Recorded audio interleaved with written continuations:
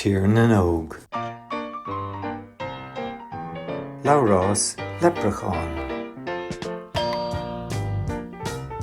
Bhí an buachal agus an cailín a suagadh leis an teach beag. Bréagán a bhí ann. Tháinig an bháisteach an son. Bhí siad a dul ó bhaile. Chlé Labhrás ortha. Déanfad tuig mórda. Seachtain. Agus is féidir libh dul isteach ann. D'imir sé dríocht an son an réagán.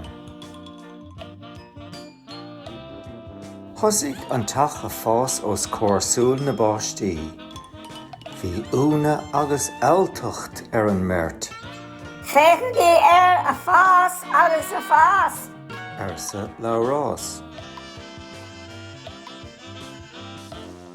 Bhí sé mór go leor chun dul isteach ann tar éis nómatín, cé nach raibh sé chomh mór leis an teach a bhí cos ó bhaile. Bhí fearr timpeall an chúine. Bacach a bhí ann, ach bhí Labhrás agus na páistí chomh tógtha suas leis an teach nar thugad faoi deara in éachar é. Tháinig sé an son. Agus shiúil an doras isteach as an máisteach. Goró maiagraí.